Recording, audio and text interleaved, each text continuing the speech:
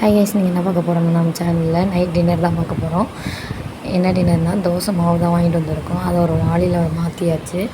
பாக்கெட்டில் தான் மாவு வாங்கிட்டு வந்திருந்தோம். அதை ஒரு வாளியில் எடுத்து மாற்றி அந்த மாவை நல்லா கலக்கிட்டு இதுக்கப்புறம் அடுப்பை பற்ற வைக்கணும். அடுப்பை பற்ற வச்சுட்டு தோசைக்கல் அடுப்பில் வச்சாச்சு. தோசைக்கல் காயறக்குள்ளேயும் நம்ம மாவில் வந்து தண்ணி ஊற்றி கலக்கி எடுத்துக்கிட்டோம். எவ்வளோக்கு தேவையான அளவுக்கு தேவையான பதத்துக்கு கலக்கி எடுத்துக்கிட்டோம்.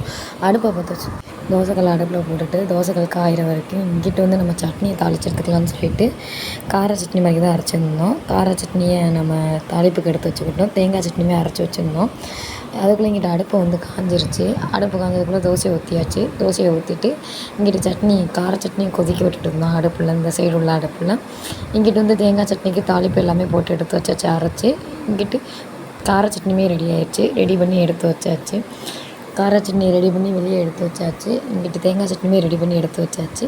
தோசையை நான் மொத்தத்துக்குமே 4-5 தோசை சாப்பிடுவேன். 5 தோசை எனக்குன்னு தனியாக எடுத்து ஊற்றி வச்சுட்டு தேங்காய் சட்னியும் மிளகா சட்னியும் எடுத்து வச்சாச்சு. நான் மிளகா சட்னின்னு சொல்லுவேன் எங்கள் வீட்டில். இது 4 தோசை, அதுக்கு தேவையான சட்னி கார சட்னியும்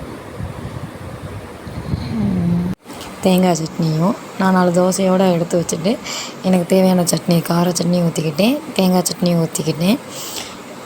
அதோட டிப் பண்ணி சாப்பிடும்போது தோசையோட டேஸ்ட் ஆஹா சூப்பராக இருந்துச்சு. தோசையில் நல்லா எண்ணெய் ஊற்றி முருகலாக சுட்டு எடுத்துக்கிட்டேன். கார சட்னி நல்லா உரப்பாக எவ்வளோக்கு எவ்வளோ காரம் சேர்க்க முடியுமோ அவ்வளோக்கு எவ்வளோ காரம் சேர்த்து எடுத்துக்கிட்டேன். தோசையோடு எடுத்து தேங்காய் சட்னியும் மிளகா சட்னியும் டிப் பண்ணி சாப்பிடும்போது டேஸ்ட்டு வேறு லெவலாக இருந்துச்சு. இதுதான் இன்றைக்கி நைட்டு வரத சாப்பாடு. இந்த மாதிரி இன்ட்ரெஸ்ட்டான வீடியோ பார்க்குறதுக்கு மறக்காமல் நம்ம சேனலை சப்ஸ்கிரைப் பண்ணிக்கோங்க. அடுத்தடுத்து இன்ட்ரெஸ்ட்டான வீடியோ வரப்போகுது. நம்ம சேனலை சப்ஸ்கிரைப் பண்ணிக்கோங்க. உங்கள் வீட்டில் இன்றைக்கி வரத சாப்பாடு என்னன்றதை மறக்காமல் கமெண்ட் பண்ணுங்கள்.